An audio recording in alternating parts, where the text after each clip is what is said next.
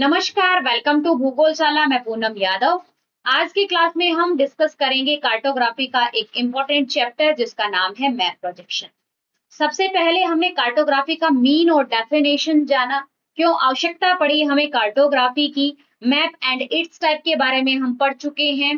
Data representation के methods के बारे में हम पढ़ चुके हैं और आज की क्लास में हम मैप प्रोजेक्शन को करेंगे।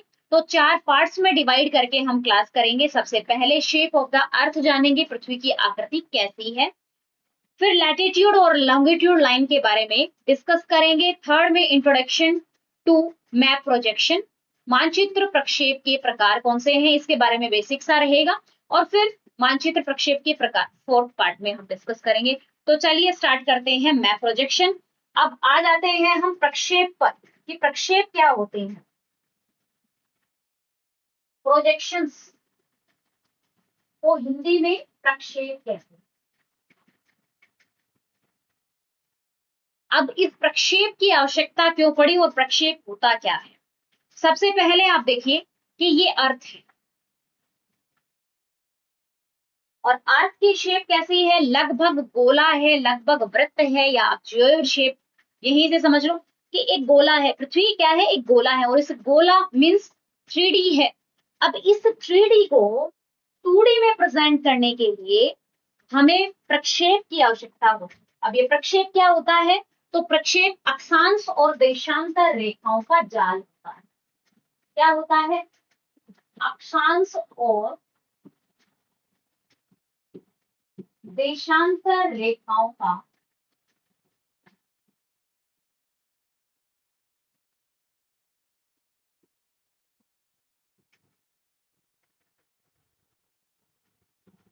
प्रक्षेप अक्षांश और देशांतर रेखाओं का जाल होता है जिसके माध्यम से हम मानचित्र बनाते हैं। अर्थात जो अर्थ है हमारी 3D फॉर्म में है, उस 3D फॉर्म में ग्लोब समझ सकते हैं आप, इसको अर्थ समझ सकते हैं, ठीक है। तो इस ग्लोब को 3D जो कि कैसा है, 3D 3 डायमेंशनल है, इसे हम 2D में प्रेजेंट करने के लिए प्रोजेक्शन का सहारा लेते हैं। ग्लोब के अंदर लाइट लगा करके जब इसकी जो लाइनें हमने अक्षांश और देशांतर लाइनें खींची हैं वो एक फ्लैट पेपर पर हमें इस प्रकार से दिखाई पड़ती है। सो प्रक्षेप के अलग अलग प्रकार के माध्यम से हम मैप बनाते हैं। तो प्रक्षेप की आवश्यकता क्यों है, मैप बनाने के लिए, मानचित्र बनाने के लिए हमें प्रक्षेप की आवश्यकता होती है। जैसा कि हमें सबसे पहले मानचित्र बनाने के लिए किन किन एलिमेंट्स की आवश्यकता होती है, तो सबसे पहले देखो कागज की जरूरत होती है, पेंसिल की जरूरत होती है, स्केल की जरूरत होती है। उसी प्रकार से प्रक्षेप की भी आवश्यकता होती है, क्योंकि किसी भी स्थान का एड्रेस फिक्स करने के लिए लैटिट्यूड और लॉन्गिट्यूड दोनों लाइन का सहारा लिया जाता है। किसी भी अर्थ के ऊपर किसी भी वस्तु की लोकेशन अगर हमें जाननी है तो उसके लिए हम अक्षांश और देशांतर लाइन का यूज करते हैं, ठीक है। जैसे कि कोई भी एक लैटिट्यूड है और कोई लॉन्गिट्यूड है, उस लाइन दोनों जहां मिलती है वो उस जगह का लोकेशन होती है। अब मैप प्रोजेक्शन कुछ समझ में आया। प्रक्षेप क्या होता है, अक्षांश और देशांतर रेखाओं का जाल होता है। इस प्रक्षेप की आवश्यकता क्यों होती है, क्योंकि मानचित्र बनाना होता है हमें इस ग्लोब की। ग्लोब 3D होता है जबकि मानचित्र 2D होता है। बात करें हम प्रोजेक्शन की आवश्यकता हमें क्यों पड़ी, तो मैप बनाने के लिए। और मानचित्र की या मैप की आवश्यकता क्यों पड़ी, क्योंकि अर्थ को रिप्रेजेंट करने के लिए एक आइडल फॉर्म में बना हुआ हमारे पास ग्लोब है।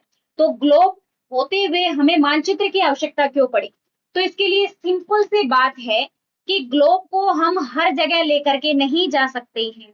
ओके, दूसरा, अगर हमें किसी भी स्थान की जानकारी चाहिए तो हम ग्लोब पर एक समय में केवल एक ही स्थान को देख सकते हैं, विपरीत वाले भाग को एक बार में नहीं देख सकते हैं। इसके आगे सुनो कि जो हमारी कोई भी स्थान है उसकी विस्तृत जानकारी लेने के लिए हमें मानचित्र बनाने की आवश्यकता पड़ती है, क्योंकि कोई जिला है या प्रांत को देखना है तो ग्लोब पर इतनी सारी जानकारी फिक्स हम नहीं कर सकते हैं। ये केवल और केवल एक कॉन्टिनेंट को प्रेजेंट कर सकता है, फिर उसके अंदर के देश दिखा सकता है और महत्वपूर्ण उसके सिटीज को दिखा सकता है। अब इससे आगे अगर हमें कोई जिला या प्रांत को भी देखना है, किसी गांव की इंफॉर्मेशन कलेक्ट करनी है, तो हमें मैप बनाना पड़ता है। आया समझ में? इसलिए हमें मानचित्र की आवश्यकता पड़ी। मानचित्र को हम एक फ्लैट कागज पर बनाते हैं, समतल पृष्ठ पर उत्कीर्ण करते हैं अक्षांश और देशांतर रेखाओं को, तो हम इसे प्रोजेक्शन कहते हैं। यहां तक प्रोजेक्शन का समझ में आ गया। प्रोजेक्शन अक्षांश और देशांतर रेखाओं का जाल होता है जिसकी सहायता से मैप बनाया जाता है। अलग अलग टाइप से मैप बनाया जाता है, अलग अलग प्रकार के प्रक्षेप के माध्यम से मानचित्र बनाए जाते हैं। यहाँ इस स्लाइड पे इंफॉर्मेशन यही है कि हमें प्रोजेक्शन की आवश्यकता मानचित्र बनाने के लिए होती है, और ग्लोब के ऊपर खिंची हुई काल्पनिक रेखाएं जो कि अक्षांश और देशांतर रेखाएं हैं, उनको हम एक समतल पृष्ठ पर या समतल कागज पर अंकित करते हैं।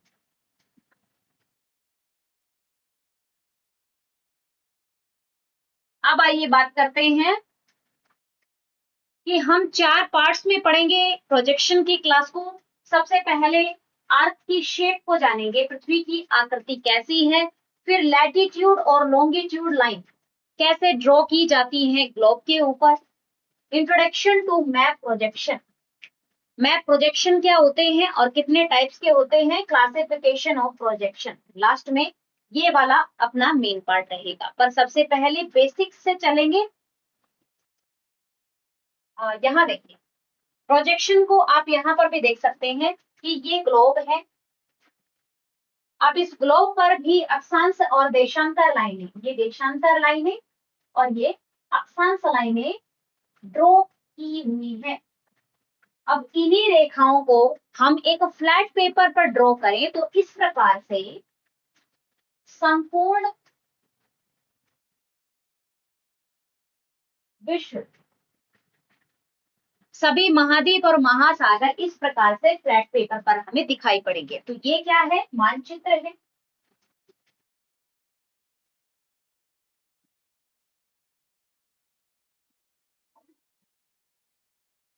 ऊपर वाला ग्लोब, ग्लोब पृथ्वी की हूबहू आकृति प्रेजेंट करता है, और पृथ्वी के ऊपर जितने भी महाद्वीप महासागर हैं, जितना एरिया यहाँ पर है, उस सब को दिखाने के लिए हमें मानचित्र की आवश्यकता पड़ती है। और प्रक्षेप की अगर हम बात करें तो प्रक्षेप में क्या क्या चीजें दर्शाई जाती है, तो प्रक्षेप अक्षांश और देशांतर रेखाओं का जाल होता है, जो क्या करता है, किसी भी स्थान की दिशा, आकार, आकृति और क्षेत्र को प्रेजेंट करता है। आया समझ में? अब जिस भी प्रोजेक्शन के अंदर ये चारों गुण होते हैं, वो एक आदर्श प्रक्षेप होता है, आदर्श प्रोजेक्शन होता है। बट ऐसा कोई भी प्रोजेक्शन नहीं है जिसमें ये चारों की चारों चीजें हमें दिखाई पड़े। मीन्स दिशा, आकार, आकृति और क्षेत्र, चारों चीजें सब में नहीं मिलती है। सो कोई भी प्रोजेक्शन है वो अपने आप में परिपूर्ण नहीं है, कुछ ना कुछ विकृति है, वो प्रत्येक प्रोजेक्शन में मिलती है। आया समझ में? चलिए, फर्स्ट पार्ट में basic introduction of map projection. तो मैप प्रोजेक्शन की बेसिक सी इंट्रोडक्शन हम कर चुके हैं कि अक्षांश और देशांतर रेखाओं का जाल है, और उस जाल में हम अक्षांश देशांतर रेखाओं के बीच का जो इंटरवल है वो घटता या बढ़ता रहता है, उसे हम प्रोजेक्शन कहेंगे। प्रोजेक्शन के द्वारा हम दिशा, आकार, आकृति और क्षेत्र को दर्शाते हैं। सबसे पहले शेप ऑफ द अर्थ, पृथ्वी की आकृति कैसी है? तो पृथ्वी की आकृति ऐसी है या ऐसी है या ऐसी है, बताइए। पृथ्वी की आकृति सबसे पहले, जैसा हमने सुना कि पृथ्वी नारंगी जैसी है, पृथ्वी सेब की आकृति जैसी है, पृथ्वी है वो तस्तरी नुमा है, पृथ्वी है वो समतल थाली है, या पृथ्वी गोलाकार है, पृथ्वी अंडाकार है, पृथ्वी चपटी है, ऐसा कुछ हमने सुना। बट पृथ्वी की जो एक्चुअल शेप है वो इस प्रकार, क्योंकि ग्रेविटी इफेक्ट के कारण से कहीं से पृथ्वी है वो बाहर की ओर उभरी हुई है और कहीं है वो अंदर की ओर धसकी हुई है। तो इस प्रकार से पृथ्वी का जो एक्चुअल शेप है वो जियोइड शेप है, जियोइड शेप है, जिसको हिंदी में हम क्या कहेंगे, लदवक्ष गोलाभ। कैसी है पृथ्वी की आकृति? लदवक्ष गोलाभ है, जियोइड शेप की पृथ्वी है। ग्रेविटी इफेक्ट के कारण से इसके जो इरेगुलर शेप है बाहर से वो दिखाई पड़ती है। अब हम देखें कि पृथ्वी को एक ग्लोब बना ले, हम पृथ्वी का ग्लोब बना ले, एक आइडल रिप्रेजेंटेशन के लिए ग्लोब बनाते हैं और उस ग्लोब के ऊपर लाइन मार्क करते हैं। कौन सी? अक्षांश लाइनें और देशांतर लाइन। तो अब हम जब अक्षांश देशांतर लाइन मार्क करते हैं तो पृथ्वी की जो आकृति है उसको बाहर से भी इक्वल करते हैं, लगभग उसको उसी शेप में जो भाग बाहर की ओर निकला है उसको थोड़ा सा अंदर लाइन ड्रॉ कर लेते हैं, और जो भाग ज्यादा धसा हुआ है उसको हम थोड़ा बाहर की तरफ अंकित कर लेते हैं। तो लगभग इस प्रकार की पृथ्वी की आकृति हमें दिखाई पड़ती है। अब देखिए एलिप्सोइड शेप, पृथ्वी की इलिप्सोइड शेप क्या होती है? यह धरती का गणितीय ढांचा है जो गोल अंडे या दीर्घवृत्ताकार जैसा होता है। इसे गणना और नक्शे बनाने के लिए यूज किया जाता है। अब हम पृथ्वी की ऐसी एक इरेगुलर शेप में बनाए तो वो पॉसिबल नहीं हो पाता, इसलिए हम उसको अपनी सुविधा के अनुसार लगभग दीर्घवृत्ताकार शेप में बना लेते हैं, उसे इलिप्सोइड शेप कहते हैं।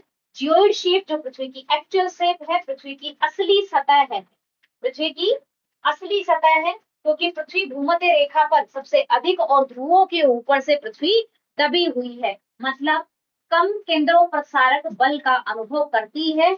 इस कारण से ध्रुवों के पास से पृथ्वी दबी हुई है और भूमध्य रेखा के पास से बाहर की ओर निकली होती है।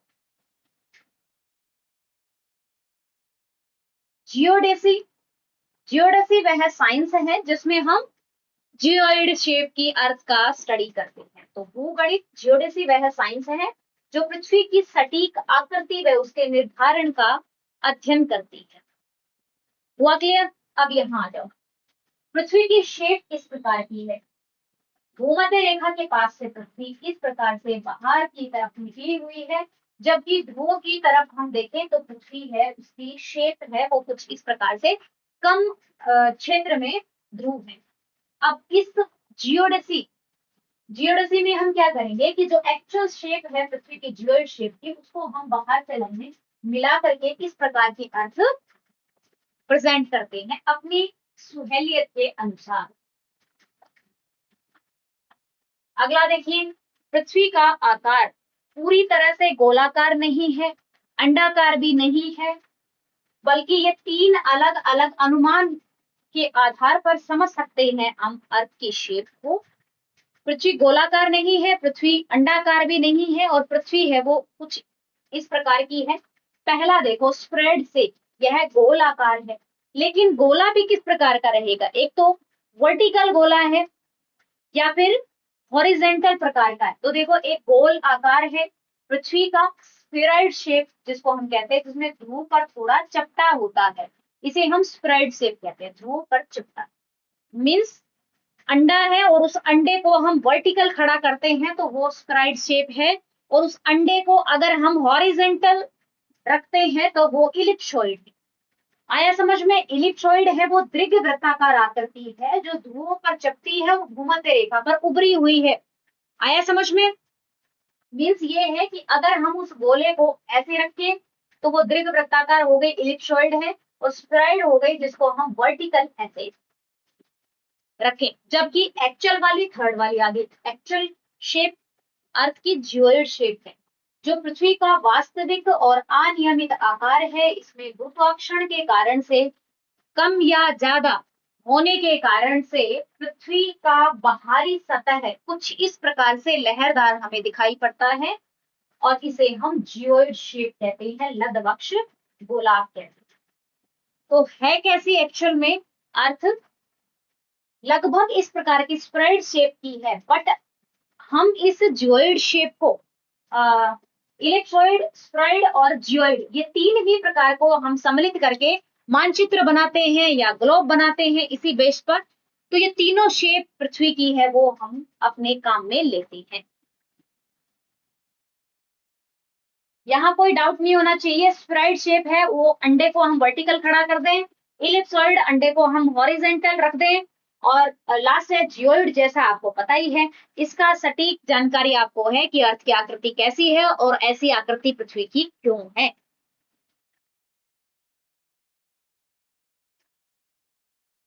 अगला देखो, एक सुंदर चित्र के माध्यम से प्रोजेक्शन को देखेंगे हम। मानचित्र प्रक्षेप पृथ्वी की त्रिआयाम, पृथ्वी की 3 विमाई जो सतह है उसको 2 आयामी सतह समतल कागज पर प्रेजेंट करने के लिए हम मैप प्रोजेक्शन का सहारा लेते हैं, मैप प्रोजेक्शन का यूज करते हैं, जो कि एक अक्षांश देशांतर रेखाओं का जाल होता है, प्रोजेक्शन कहलाता है। फिर से देख लो, अक्षांश और देशांतर रेखाओं का जाल प्रोजेक्शन होता है। उस प्रोजेक्शन का यूज हम मानचित्र बनाने में करते हैं। मानचित्र ग्लोब को फ्लैट पेपर पर प्रदर्शन करने के लिए यूज में लिया जाता है या निर्माण किया जाता है।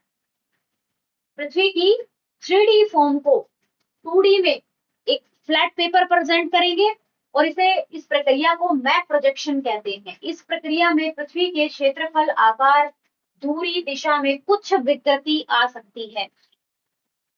समझ में आया कि जब हम इस ग्लोब को खोल दें और उसको खोलकर हम जब एक फ्लैट पेपर पर बिछाएंगे तो क्या ऐसी ही शेप रहेगी?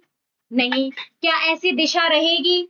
नहीं। क्या ऐसी आकृति रहेगी? नहीं रहेगी। क्या इसके जो दूरी है उसमें भी डिफरेंस आ सकता है? यस, बिल्कुल आ सकता है, क्योंकि प्रोजेक्शन के जैसे टाइप उसी प्रकार का जानकारी देगा। तो इस प्रक्रिया में पृथ्वी के क्षेत्रफल में भी अंतर आ सकता है, आकार में, दूरी और दिशा में विकृति आ सकती है। इन चारों ही चीजों को दर्शाने के लिए हम क्या करते हैं? प्रोजेक्शन बनाते हैं। अब बात आती है विकृति की। तो डिस्टॉर्शन, विकृति तो मूल नाम है प्रोजेक्शन का, क्योंकि एक प्रोजेक्शन एक स्थान की जानकारी सटीक देगा तो वो दूसरे स्थान की बिल्कुल गलत जानकारी देगा। तो कोई भी प्रोजेक्शन है वो अपने आप में परिपूर्ण नहीं है, इसीलिए मानचित्र पर जो आकार है, क्षेत्रफल है, वो कम या ज्यादा होता रहता है, क्योंकि जो एक्चुअल शेप है अर्थ की वो जियोइड है। अब उसी ही शेप का अगर आप कोई चीज बना करके प्रेजेंट करते हैं देन ओके, इंफॉर्मेशन आपकी करेक्ट रहेगी। अगर आपने कोई दूसरा प्रोजेक्शंस के माध्यम से मैप बना रहे हैं, मतलब फ्लैट पेपर पर यूज कर रहे हैं, एक गोले को फ्लैट पर यूज करना चाह रहे हैं, तो उसमें उसकी विकृति है वो बढ़ती चली जाती है। यहाँ देखो, ये अर्थ है और अर्थ को जब हम इस ग्लोब को खोलेंगे तो खोल करके ये मैप बनाएंगे, मानचित्र बनाएंगे। इस मानचित्र पर जो दूरी होती है, हम कहें कि क्षेत्रफल,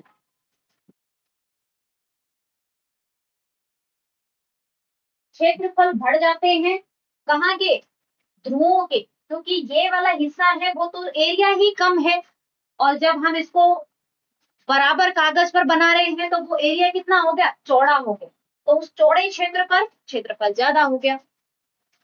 एक एग्जांपल देती हूँ आपको कि इसी प्रकार से जो क्षेत्रफल बढ़ जाता है, इसी के कारण से जो जर्मनी था वो ये समझता था कि जर्मनी है, उसकी आकृति है वो मानचित्र के आधार पर जो मर्केटर प्रोजेक्शन बनाया गया, उस मर्केटर प्रोजेक्शन पर जर्मनी को बड़ा दिखाया गया। अब उसने सोचा, जर्मन शासक ने सोचा कि पूरे विश्व का विजेता हम हो सकते हैं, और उसका कारण यही था कि हम जर्मनी, हमारा क्षेत्रफल बहुत बड़ा है और आकार में हम ज्यादा स्थान रखते हैं। तो इसी कारण से जैसे यूरोपियन जितने भी कंट्रीज हैं वो हमें ज्यादा बड़े आकार में दिखाई पड़ते हैं, क्योंकि ध्रुवीय रीजन में देखो, जब भी हम इस प्रोजेक्शन की बात करेंगे तो भूमध्य रेखा के पास में ज्यादा विकृति नहीं आती है और ध्रुवीय क्षेत्रों पर ज्यादा विकृति आ जाती है। फिर हम शंकु प्रक्षेप की बात करते हैं, तो शंकु प्रक्षेप ध्रुवों पर जो ध्रुव की जानकारी सटीक देगा वो भूमध्य रेखा की नहीं दे पाएगा। जो भूमध्य रेखा और ध्रुव को सही दिखा देगा तो फिर वो मध्य अक्षांशों को सही इंफॉर्मेशन नहीं दे पाएगा। ओके, तो इसी के टाइप पर कि किस पर्टिकुलर प्लेस के लिए लिए प्रोजेक्शन बनाना है, इस आधार पर ही मानचित्र के अलग अलग प्रकार बन गए हैं। सिंपल सी बात समझ ली हमें यहाँ पर कि मानचित्र प्रक्षेप अक्षांश देशांतर रेखाओं का जाल है, जो 3D को 2D कागज पर हम ग्लोब की इंफॉर्मेशन को जब कागज पर अंकित करते हैं तो वो प्रोजेक्शन कहलाता है। क्षेत्रफल, आकार, आकृति और दिशा को प्रदर्शित करने के लिए हम प्रोजेक्शन का सहारा लेते हैं। अब देखिए, earth to globe to map. पृथ्वी कैसी है, फिर पृथ्वी से हमने ग्लोब बनाया, ग्लोब से मैप बनाया। तो अर्थ टू ग्लोब और ग्लोब टू मैप। तो पहले देखो, अर्थ एक बड़े रूप में है और उस बड़े रूप की अर्थ का हमने बनाया ग्लोब। अब ग्लोब बनाते समय अर्थ की जो शेप थी वो बिल्कुल बिगड़ गई थी, क्योंकि अर्थ की जो शेप है वो जियोइड प्रकार की थी और हमने ग्लोब बना दिया बिल्कुल सुंदर सा गोल, है ना। और फिर उस पे हमने ड्रॉ की अक्षांश और देशांतर लाइनें। फिर इस ग्लोब को आगे हमने मैप बनाया। तो मैप को बनाने में किस प्रकार से उसको फ्लैट पेपर पर बिछा दिया, तो ऐसे ध्रुवीय रीजन है वो कट गए और इन देशांतर और अक्षांश रेखाओं का बीच में जो इंटरवल है वो भी घट गया या बढ़ गया। तो ऐसे मैप का स्केल रिप्रेजेंटेटिव फ्रैक्शन है, आरएफ स्केल है, जो ग्लोब पर डिस्टेंस को और अर्थ के डिस्टेंस को बनाता है। आरएफ जो स्केल बनाएंगे हम, वो मैप का स्केल कैसे बनेगा, ग्लोब का डिस्टेंस, ग्लोब का दो स्थानों पर डिस्टेंस हम देखें तो एक्चुअल अर्थ पर डिस्टेंस और ग्लोब पर डिस्टेंस देखें। फिर मैप प्रोजेक्शन पर स्केल कैसे बनाए जाते हैं, मैप पर डिस्टेंस और ग्लोब पर डिस्टेंस, है ना। ये तो और भी ज्यादा इसमें चेंजेस आ गए हैं। एक्चुअल अर्थ पर डिस्टेंस और ग्लोब पर डिस्टेंस है, उसको डिवाइड करेंगे तो रिप्रेजेंटेटिव फ्रैक्शन आता है, निरूपक जो भिन्न बनती है उसमें। फिर हम बनाते हैं ग्लोब से मानचित्र। तो ग्लोब की दूरी और मानचित्र पर उन्हीं स्थानों के बीच की दूरी को लेंगे और डिवाइड करेंगे, फिर स्केल का फैक्टर आता है। ऐसे कन्वर्ट करते हैं हम अर्थ की एक्चुअल बीच की दूरी, दो स्थानों के बीच की दूरी या ग्लोब की दूरी, और फिर मानचित्र पर दूरी। तो मानचित्र बनाने के लिए हम ग्लोब का सहारा लेंगे और ग्लोब है वो अर्थ की शेप को दर्शाता है, अर्थ के ऊपर आकार, आकृति और दिशा को दर्शाता है।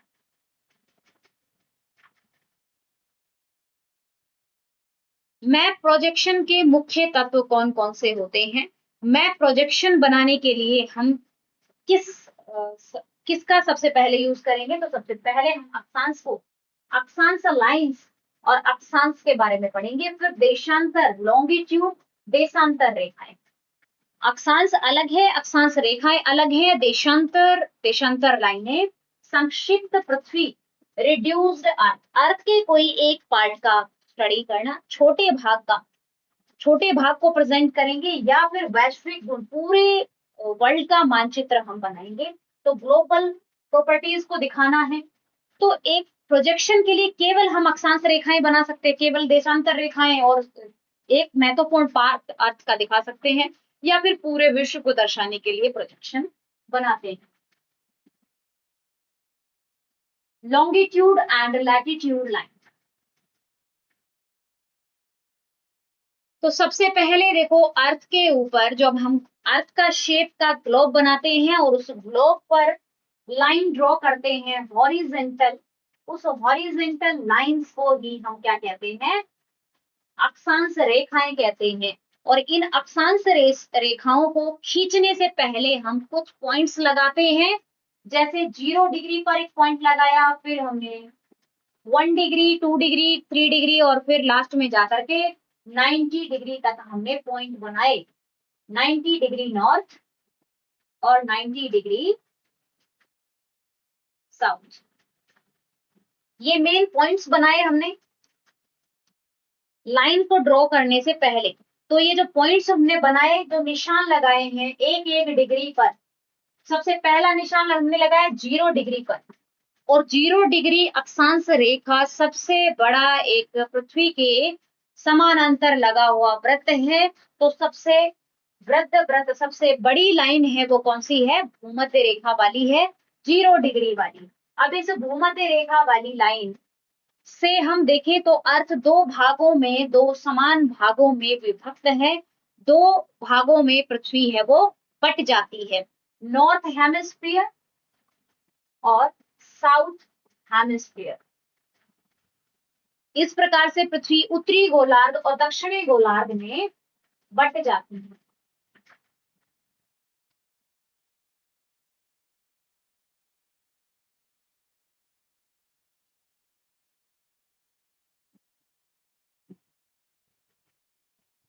हुआ क्लियर? तो ये मेजर लाइन है 0 डिग्री, जिससे उत्तरी गोलार्ध और दक्षिणी गोलार्ध दो भागों में, गोला है वो दो भागों में बट जाता है। फिर बात करते हैं मेजर अक्षांश 90 डिग्री उत्तरी और 90 डिग्री दक्षिणी। तो जो हमने पॉइंट्स लगाए एक एक डिग्री पर के डिस्टेंस पर हमने 90 डिग्री तक अक्षांश में बांटा, तो वो अक्षांश 90 डिग्री उत्तर में और 90 डिग्री ही दक्षिण में। कहने का आशय है वो डॉट लगे वो 90 ऊपर है 90 नीचे है, और बीच वाला एक है 0 डिग्री वाला। तो इस प्रकार से अगर हम लैटिट्यूड की बात करें तो लैटिट्यूड 90 प्लस 90 और प्लस में एक 0 वाला हो गए कितने?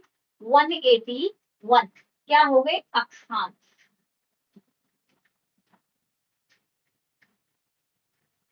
अक्षांश कितने हैं? 90 डिग्री उत्तर में, 90 डिग्री दक्षिण में, और इस प्रकार से 181 181 डिग्री में विभक्त है पृथ्वी अक्षांश के रूप में।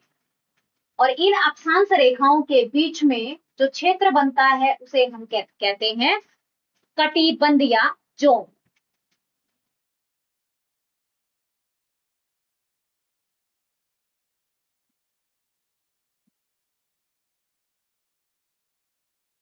दो अक्षांशों के बीच का क्षेत्र है वो जोन कहलाता है। फिर दो अक्षांश के बीच में जो डिस्टेंस पाया जाता है या जो जोन बनता है वो कितने का? 111.1 किलोमीटर। ठीक है, 111 किलोमीटर का डिस्टेंस इसके बीच में पाया जाता है, कटिबंध के बीच में। एक कटिबंध कितने का होता है? 111.1 किलोमीटर का होता है। इसी प्रकार से उत्तरी ध्रुव तक समान दूरी से अक्षांश लाइनें हैं वो खींची जाती हैं। यहां तक क्लियर हुआ? अब आ जाते हैं लाइन ऑफ लॉन्गिट्यूड, देशांतर रेखा।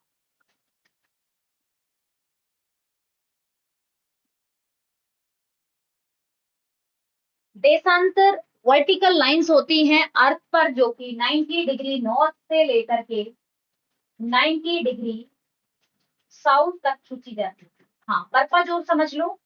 अक्षांश रेखाएं क्यों खींची जाती है? क्योंकि पृथ्वी का जो मूल केंद्र है, आंतरिक भाग, वहां से कोणीय दूरी ज्ञात करने के लिए हम अक्षांश लाइनें ड्रॉ करते। ये यहाँ पर बिंदु पहुंचा तो इसको हमने यहाँ लाइन लगा दी। क्लियर हुआ? तो पृथ्वी के केंद्र से कोणीय दूरी ज्ञात करने के लिए अक्षांश रेखाएं खींची जाती है, जबकि टाइम समय ज्ञात करने के लिए देशांतर रेखाएं ड्रॉ की जाती हैं। ग्लोब के ऊपर जो उत्तरी ध्रुव से दक्षिणी ध्रुव तक मिलाने वाली रेखाएं होती हैं, ये अर्धवृत्त होती है। अर्धवृत्त रेखाएं होती हैं जो पृथ्वी के उत्तरी ध्रुव से लेकर के दक्षिणी ध्रुव तक खींची जाती हैं, जो 0 डिग्री से स्टार्ट होकर के और 360 डिग्री तक होती है कंप्लीट।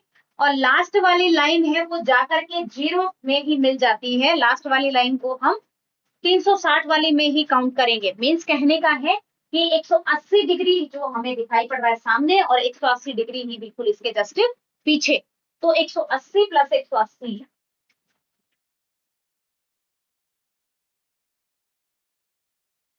360 डिग्री में देशांतर लाइनों को ड्रॉ किया जाता है। 360 देशांतर लाइनें होती हैं जो कैसी होती हैं, अर्धवृत्त के रूप में होती है। अब इन दोनों देशांतर, एक देशांतर से दूसरे देशांतर के बीच में कितनी दूरी होती है, तो 111.13 किलोमीटर इनके बीच का डिस्टेंस पाया जाता है और इस डिस्टेंस वाले एरिया को गोर कहते हैं। जिस प्रकार से अक्षांश के बीच का एरिया है वो कटिबंध कहलाता है और देशांतर के बीच का एरिया है वो गोर कहलाता है।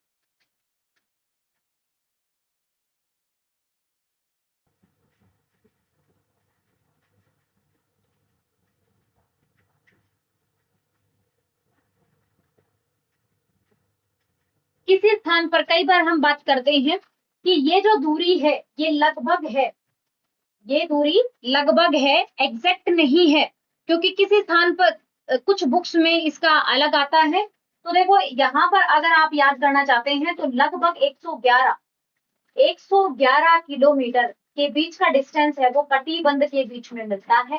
कटिबंध के बीच में दूरी 111 किलोमीटर होती है, जबकि गोर के बीच में दूरी है वो 111.3 किलोमीटर समझ सकते हैं।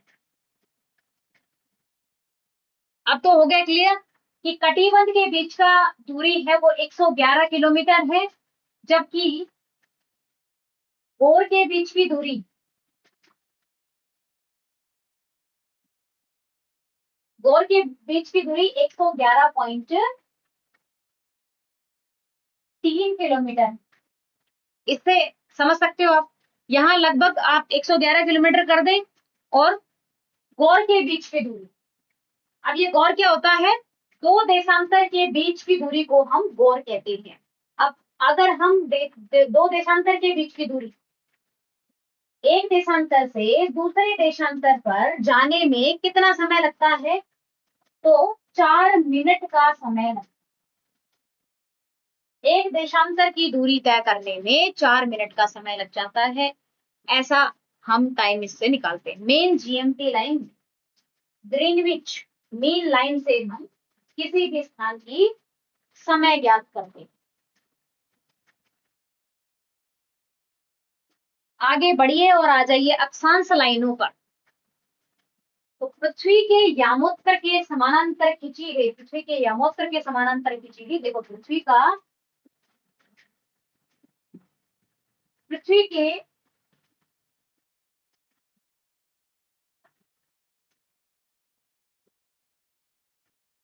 ग्लोब पर खींची हुई हॉरिजेंटल लाइंस को हम अक्षांश रेखाएं कहते हैं। अक्षांश तो होते हैं 181, जबकि अक्षांश लाइन कितनी होती है 179। इसका रीजन ये है कि जब हम 90 डिग्री उत्तरी को और 90 डिग्री दक्षिण को हटा दे, अब इसको हम हटाएंगे क्यों, क्योंकि जो पॉइंट हमने लगाए थे वो 181 थे, बट ध्रुव है वो दबे हुए हैं, इसलिए वहां लाइन ड्रॉ नहीं होती है। तो ध्रुव कितने हैं, 2 है। तो अब इस प्रकार से हम 90 की बजाय कितने होंगे, 89 प्लस 89 दक्षिण में और एक 0 डिग्री वाला, तो टोटल हो गए 179। कुल अक्षांश रेखाएं 179 है और कुल अक्षांश 181 है। पृथ्वी के केंद्र से कोणीय दूरी को प्रदर्शित करती हैं ये अक्षांश रेखाएं। सबसे बड़ी अक्षांश रेखा विषुवत रेखा है, जिसे ग्रेट सर्कल भी कहते हैं। अक्षांश रेखाएं पूर्व से पश्चिम दिशा में होती हैं। पूर्व से पश्चिम दिशा में अक्षांश रेखाएं, दो अक्षांशों के बीच की दूरी कटिबंध कहलाती है, इंग्लिश में जोन कहते हैं। सभी अक्षांश रेखाएं वृत्ताकार होती हैं और एक दूसरे के समानांतर होती हैं।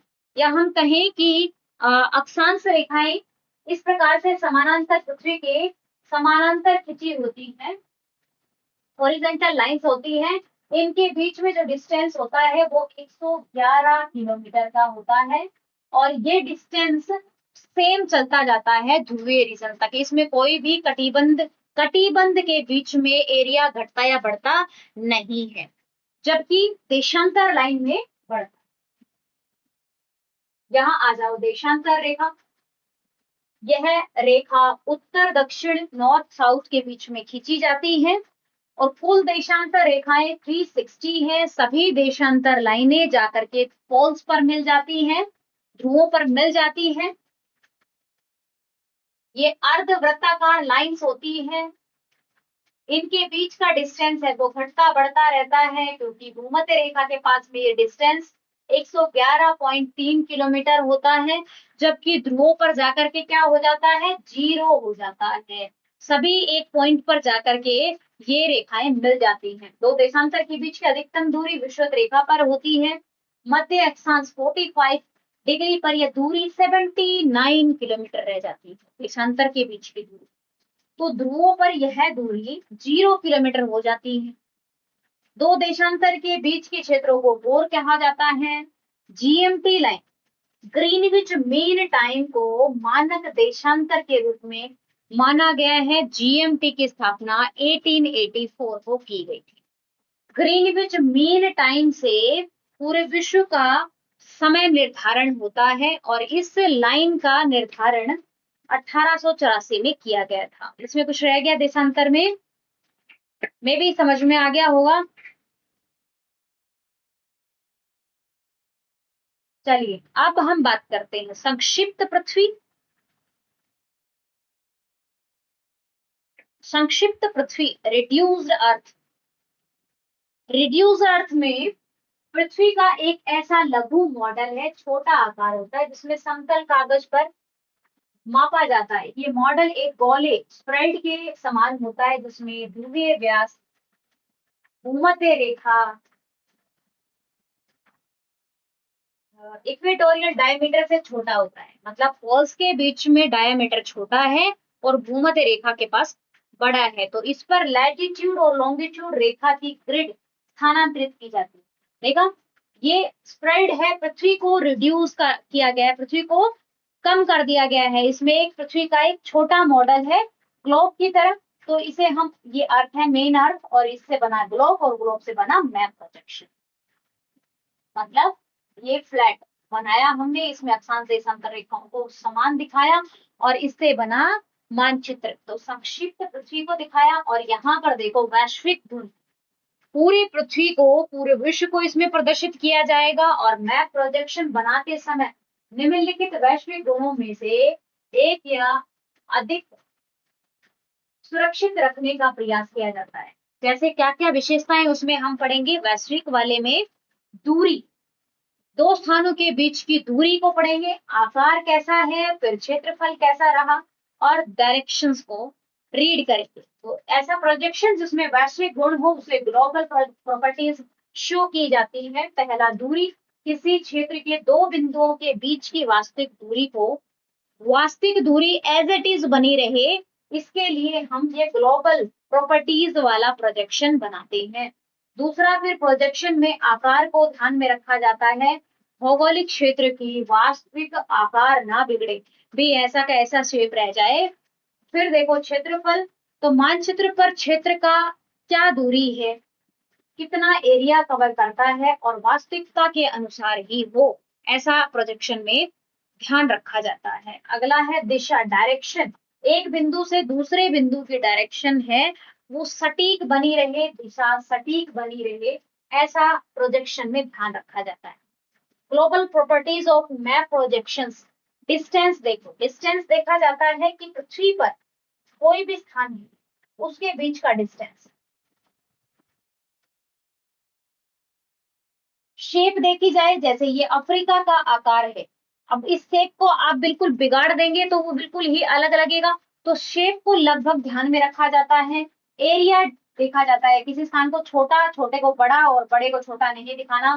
डायरेक्शन देख सकते हैं कि किसी भी, देखो अब ये है कि इसको, इसका ये नॉर्थ फेज है तो इसको हम साउथ नहीं बनाएंगे, साउथ वाले को साउथ फेज ही रखेंगे। ऐसा दिशा, आकार, आकृति और क्षेत्रफल, चारों चीजों को ध्यान में रखा जाता है। ऐसा ग्लोबल प्रॉपर्टीज वाला प्रोजेक्शन। इंपॉर्टेंट पॉइंट्स पढ़ो। चलो जरूरी जो पॉइंट्स हैं वो कौन कौन से हैं? सभी प्रक्षेप में उपरोक्त चारों गुणों को एक साथ बनाए रखना संभव नहीं है। इतनी देर से मैं यही बता रही थी आपको शुरू से ही कि संभव नहीं है।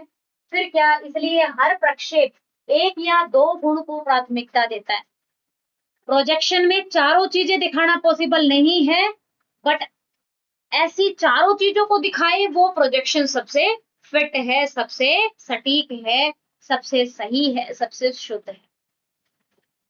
तो ऐसा पॉसिबल नहीं है कि चारों ही विशेषताएं हम एक प्रोजेक्शन के थ्रू दिखा दें, क्योंकि पृथ्वी के जैसी आकृति का कोई एलिमेंट बना ही नहीं, वो प्राकृतिक चीज है और ये मानव निर्मित कर रहा है, मानव के माइंड इस चीज को बना रहा है। तो ऐसा नहीं पॉसिबल है, प्रैक्टिकली पॉसिबल नहीं है। आप सबको पता है कि एक 3D का 2D में जब हम रिप्रेजेंटेशन करते हैं तो वो चीजें गोले में अलग दिखती है और वो एक फ्लैट कागज पर अलग दिखती है। इसी प्रकार से प्रोजेक्शन में क्या तो लगभग दो प्रकार के विशेषताएं मिलती हैं। किसी में आकार मिल गया, आकृति मिल गई, किसी में दिशा मिल गई, आकार मिल गया, किसी में क्षेत्रफल मिल गया, आकृति मिल गई। तो लगभग दो विशेषताओं को प्राथमिकता देता है। तो पहला देखो, समरूप प्रक्षेप। समरूप प्रक्षेप कौन सा होता है? कन्फॉर्मल प्रोजेक्शन आकार को सही रखता है। ये आकार को सही रखता है, आकार को जो सही रखेगा वो समरूप प्रक्षेप कहलाएगा। फिर दूसरा होता है समानुपाती प्रक्षेप।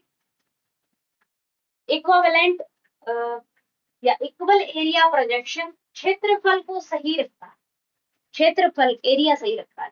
समान दूरी, अब ये देखो इक्वा डिस्टेंस दूरी को सही दर्शाता है। और लास्ट में देखो समान दिशा, जो अजीमुथल प्रोजेक्शन होता है, दिशा को सही दिखाता है, डायरेक्शन बिल्कुल सटीक मिलती है इसमें, बाकी का पता नहीं। तो जो चार चीजें दिखाएगा देखो, दिशा, आकार, आकृति और क्षेत्रफल। क्षेत्रफल को सही दिखाएगा वो है समानुपाती, इक्विवेलेंट, समान दूरी, दूरी या डिस्टेंस को इक्वा डिस्टेंस प्रोजेक्शन, समरूप क्षेत्र को जो कन्फॉर्मल प्रोजेक्शन होता है, और एक डायरेक्शन वाला अजीमुथल प्रोजेक्शन होता है। चार चीजें प्रोजेक्शन में दिखाई जाती है। बेसिक इंफॉर्मेशन लेंगे इसके बारे में, प्रोजेक्शन के बारे में। क्लासिफिकेशन ऑफ प्रोजेक्शन, प्रक्षेप का वर्गीकरण। पहला आ जाता है प्रकाश के आधार पर, दूसरा है रचना विधि के आधार पर, तीसरा है गुण के आधार पर। तो प्रोजेक्शन को हम तीन गुणों के आधार पर विभक्त करेंगे। पहला, प्रकाश, प्रकाश को यूज किया जा रहा है प्रोजेक्शन बनाने में या नहीं किया जा रहा। एक बात बताती हूँ आपको, जैसा कि आप सिनेमा देखने जाते हैं, पिक्चर देखने जाते हैं हॉल पे, वहां प्रोजेक्टर लगा होता है। अब उस प्रोजेक्टर पर, प्रोजेक्टर का मतलब यही होता है कि लाइट को दीवार पर फेंका जाता है और उस लाइट के माध्यम से ही वो चित्र बनता है ना। जो चित्र आप दिखाना चाहते हैं वो एक दीवार पर फेंका जाता है और वो दीवार पर हमें चित्र दिखाई पड़ता है। कुछ इस तरह से ही ये ग्लोब है, और ग्लोब के अंदर लाइट लगाई जाती है। उस लाइट के माध्यम से जो इसके ऊपर अक्षांश देशांतर लाइनें बनी हुई है वो हमें फ्लैट पेपर पर दिखती है।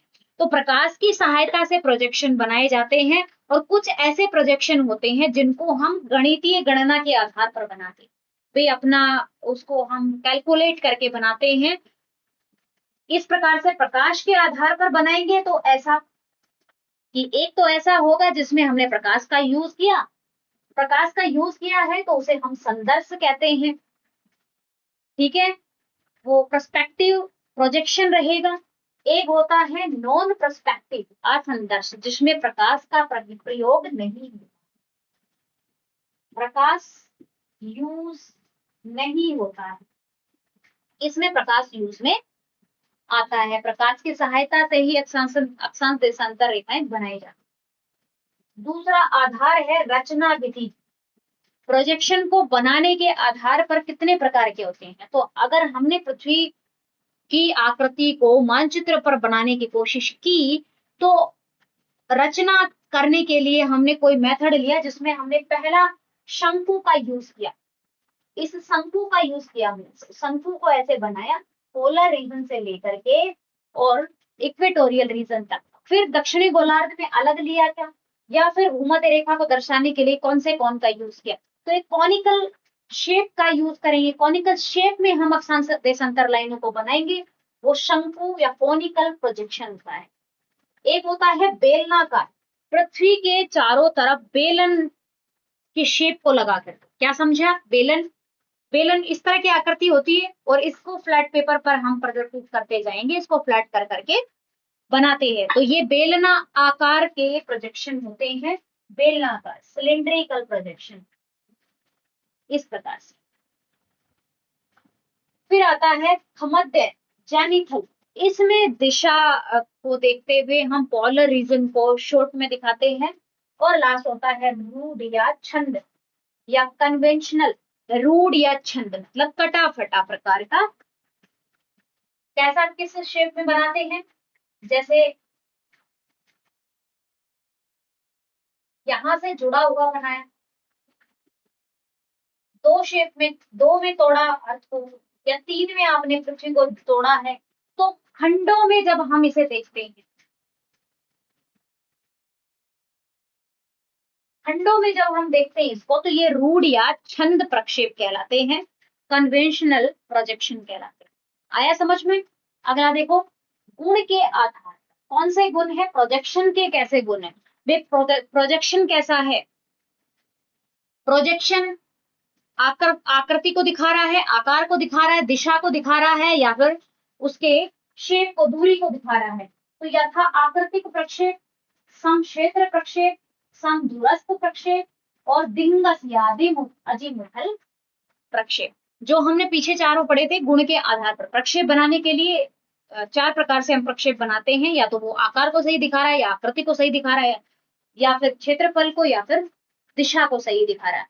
तो इस आधार पर जो गुण है, गुण के आधार पर चार प्रकार के हैं, प्रकाश के आधार पर दो प्रकार के हैं, या लाइट यूज की है या लाइट यूज नहीं की है, सिंपल छोड़ दिया इसको। फिर देखो, रचना विधि के आधार पर चार प्रकार के हैं, कोन के रूप में बनाया है, या बेलन के रूप में बनाया है, या भूमध्य प्रक्षेप बनाया है, या फिर रूढ़ या कन्वेंशनल छंद प्रकार, कटा तोड़ तोड़कर हमने उसको बनाया है। और गुण के आधार पर चार, यथा आकृतिक, यथा क्षेत्र, या दिंगस, या फिर समदूरस्थ। हो गया क्लियर यहाँ तक। आपको याद करना है ये, जब तक कि मैं दूसरी वाली क्लास में आपको प्रोजेक्शंस के टाइप पढ़ाऊंगी, उस समय इनके नाम कम से कम आपको याद रहने चाहिए, बाकी आपको तभी समझ में आएगा जब उसके नाम याद होंगे। रचना विधि के आधार पर दो प्रकार की, प्रकाश के आधार पर दो प्रकार के हैं, रचना विधि के आधार पर चार प्रकार के हैं, शंकु है, बेलन है, भूमध्य है और रूढ़ है, जबकि चार ही प्रकार है गुण के आधार पर। तो गुण के आधार पर प्रक्षेप कौन कौन से होते हैं, यथा आकृति के, यथा आकार है, यथा क्षेत्रफल, या फिर यथा दूरी दिशा है, ठीक है, जो प्रक्षेप की विशेषताएं होती हैं। पहला देखो, प्रकाश के प्रयोग के अनुसार, अकॉर्डिंग टू लाइट यूज, पहला प्रकार संदर्श प्रक्षेप, पर्सपेक्टिव प्रोजेक्शन। इस प्रोजेक्शन में प्रकाश की सहायता से ग्लोब की छाया को फ्लैट पेपर पर हम बनाते हैं और इसे प्रक्षेपित करते हैं। इसे ज्यामितीय प्रयोग से ये बनता है, ज्यामितीय अक्षांश देशांतर रेखाओं का जाल बनता है। असंदर्शित प्रक्षेप, non perspective projection. Non perspective, भाई नॉन पर्सपेक्टिव कौन सा होगा, नॉन पर्सपेक्टिव जिसमें हम लाइट यूज नहीं करेंगे, जिसमें हम गणितीय मेथड से यूज करेंगे, बनाएंगे। इसमें प्रक्षेप में प्रकाश का यूज नहीं होता है, यह गणितीय सूत्रों के अनुसार बनी हुई आकृति होती है। गणितीय सूत्रों के आधार पर हम अक्षांश देशांतर रेखाओं का जाल बनाएंगे, प्रक्षेप ड्रॉ करेंगे। फिर देखिए, रचना विधि के आधार पर, on the basis of construction method, रचना विधि के आधार पर चार प्रकार के प्रक्षेप बनते हैं। पहला बनाया शंकु आकार का, तो शंकु कॉनिकल प्रोजेक्शन कहलाता है। पृथ्वी पर शंकु रखा जाता है, इस ग्लोब पर एक शंकु रखा जाएगा, जैसे यहाँ पर एक शंकु रखा गया है और अर्थ की शेप को ऐसे बनाएंगे, ऐसे ही साउथ में बनाएंगे, ऐसे कॉनिकल, ठीक है।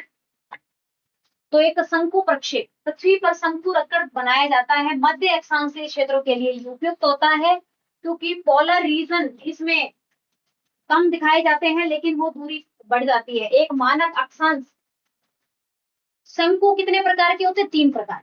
एक मानक एक शंकु, दो मानक दो शंकु, बहु शंकु कई सारे शंकु के माध्यम से इसको बनाया जाता है। तो शंकु प्रक्षेप समझ में आ गया।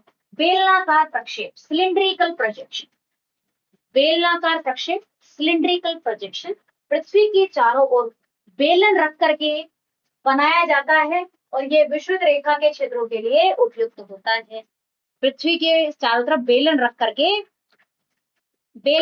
रख करके चारों तरफ आकृति बनाई जाती है, तो उसे हम बेलनाकार प्रक्षेप कहते हैं, सिलिंड्रिकल प्रोजेक्शन कहते हैं। मर्केटर प्रक्षेप किसी का एग्जाम्पल। खमद्य जेनिथल प्रोजेक्शन पृथ्वी के एक बिंदु पर समतल सतह रखकर बनाया जाता है। खमद्य जेनिथल, इसमें क्या करते हैं कि या तो हमने फ्लैट पेपर को यहाँ लगा दिया, फ्लैट पेपर को या तो अर्थ के पास में लगाया या पोलर रीजन के पास में लगाया। तो 3 प्रकार से इस खमद्य का यूज करते हैं, 2 पोलर के लिए और एक इक्वेटोरियल भूमध्य रेखा के पास में। खमद्य पृथ्वी के बिंदु पर समतल कागज रखकर बनाया जाता है। ध्रुवीय ध्रुव केंद्रित होता है, भूमध्य भूमध्य केंद्रित होता है और एक ऑब्लिक होता है, अन्य किसी बिंदु से भी उसको रखा जाता है। रूढ़ या छंद प्रक्षेप कन्वेंशनल परंपरागत प्रक्षेप जिसमें कोई विशेष गणितीय नियम नहीं होता है। और इसको देखो, अगर हम इस गोले को फ्लैट करेंगे तो बीच का भाग है वो गैप ज्यादा हो जाएगा, तो इस गैप के कारण से बीच में डिस्टेंस है वो बढ़ जाता है या तो ये हिस्सा कट जाता है, क्योंकि हम इसको चौड़ा करेंगे तो ये बीच वाला भाग एक्स्ट्रा आ जाएगा।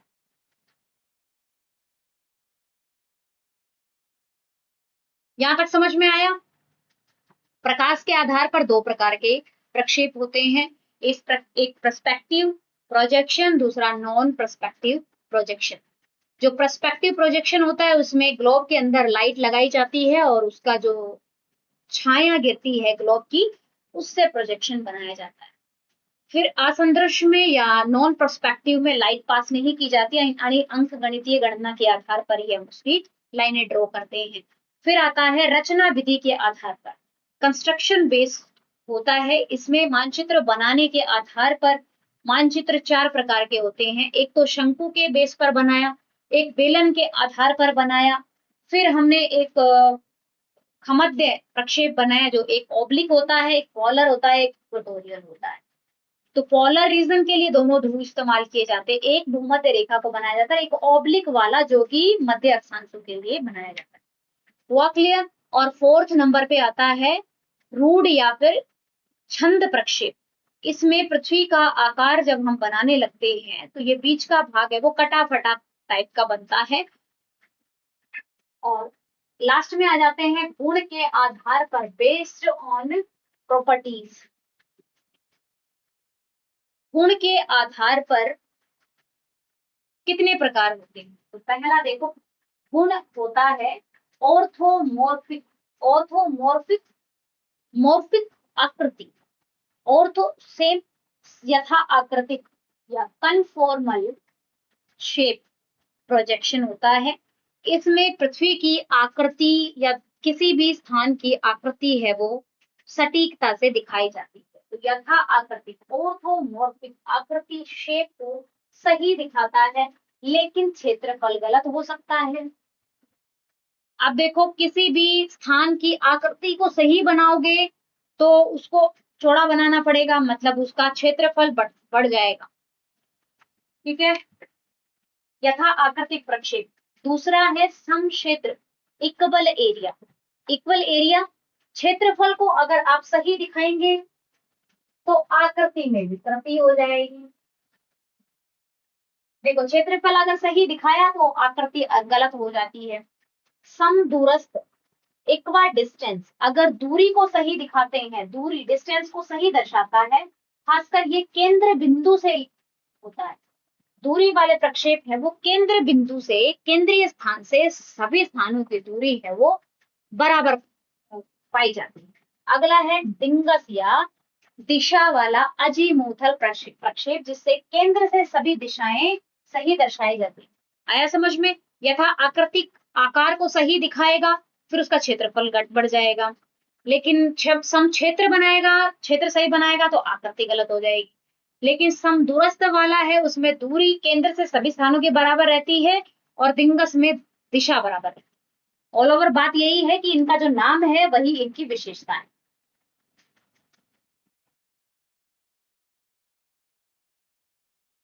फिर है हमारी नेक्स्ट वाला पार्ट है, जिसमें हम क्लासिफिकेशन ऑफ प्रोजेक्शन, प्रक्षेप के प्रकार का वर्गीकरण करेंगे। वही रचना के आधार पर है। रचना के आधार पर, गुण के आधार पर और प्रकाश की प्रयोग के आधार पर 3 प्रकार से हम प्रोजेक्शन बनाते हैं। उनके नाम भी इन्हीं के आधार पर निर्धारित किए गए हैं। तो आज की क्लास में हमने जो पढ़ा उसको मोटा मोटा एक बार डिस्कस कर लेते हैं। सबसे पहले हमने पढ़ा प्रोजेक्शन किसे कहते हैं। प्रोजेक्शन अक्षांश और देशांतर रेखाओं का जाल होता है, जिसको मानचित्र बनाने के लिए यूज किया जाता है। मानचित्र इसलिए बनाया जाता है क्योंकि ग्लोब को हम हर जगह पर साथ में लेकर के नहीं जा सकते हैं, मानचित्र को लेकर जा सकते हैं। फिर मानचित्र पर किसी भी छोटी से छोटी विस्तृत जानकारी को हासिल करने के लिए मानचित्र हम बना सकते हैं, और मानचित्र हमें वो जानकारी आसानी से सटीकता के साथ दे सकता है। जबकि ग्लोब पर हम बड़े एरिया को दिखा सकते हैं, छोटे क्षेत्र की जानकारी हमें ग्लोब से नहीं मिल सकती है। हुआ क्लियर? फिर ग्लोब पर हम एक ही तरफ की जानकारी एक बार में ले सकते हैं, दूसरी तरफ की जानकारी लेने के लिए हमें दूसरी तरफ ग्लोब को पलटना पड़ता है, और एक नजर में देखने के लिए हम मानचित्र की विशेषताएं यही है कि मानचित्र पर एक ही नजर में हम सारे विश्व को देख सकते हैं।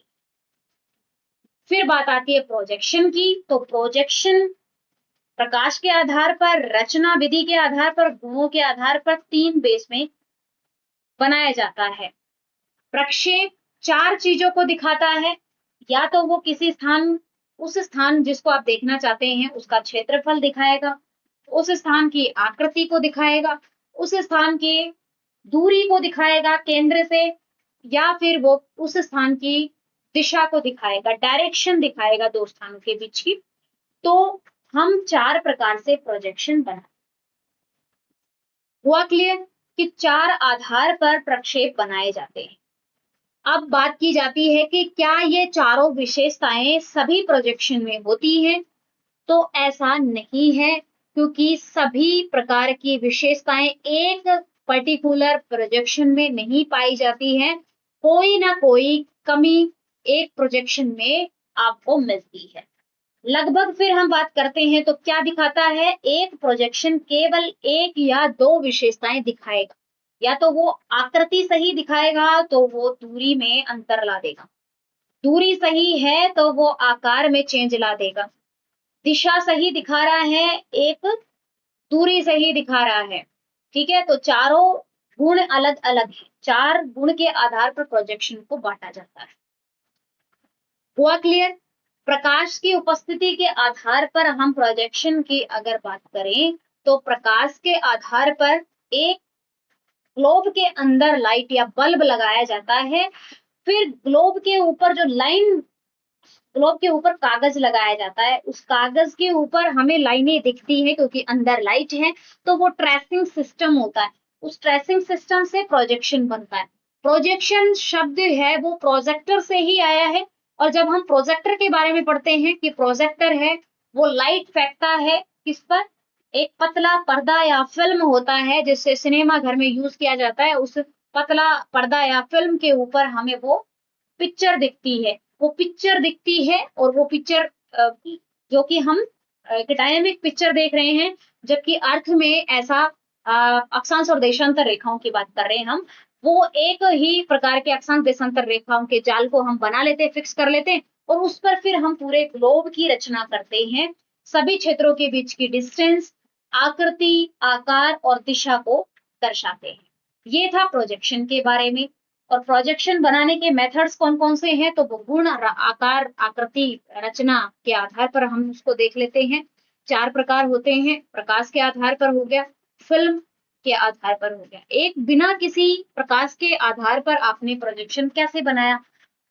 तो बिना किसी प्रकाश की सहायता से सिंपली जैसे ग्लोब बनता है, उस ग्लोब के ऊपर लाइनें ड्रॉ की जाती हैं, ऐसे ही एक फ्लैट पेपर ले लिया जाता है और फिर ग्लोब के ऊपर जो एक्चुअल दूरी है, उस दूरी को, आकार को, आकृति को मेजर करके मानचित्र पर प्रदर्शित कर दिया जाता है।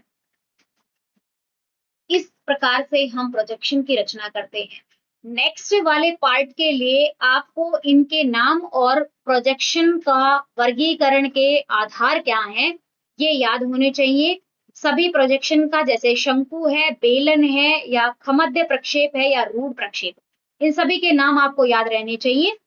देन हम आगे की नेक्स्ट वाली क्लास करेंगे और उसमें हम बताएंगे, बकायदा बना करके बताएंगे कि ये प्रोजेक्शन है वो किस प्रकार से बनता है, इनके बीच में आकार, आकृति व डिस्टेंस कैसे घटता या बढ़ता है। हाँ, एक और महत्वपूर्ण बात, तो प्रोजेक्शन में अंतर है ये हमें कैसे पता लगेगा? तो वही कि अक्षांश रेखाओं के बीच में या देशांतर रेखाओं के बीच में जो डिस्टेंस है उसमें अंतर आ जाता है, उसी के आधार पर आकृति और उसी के आधार पर क्षेत्रफल चेंज हो जाते हैं। तो इंटरवल के बीच में जो चेंजेज आते हैं उससे ही प्रोजेक्शन का टाइप बदल जाता है। तो इस प्रकार से आज की हमारी प्रोजेक्शन के ऊपर क्लास रही। उम्मीद है कि क्लास आपको अच्छे से समझ में आई होगी। इसी के साथ फिलहाल ये है क्लास का एंड। मिल रहे हैं नेक्स्ट पार्ट में। Thank you.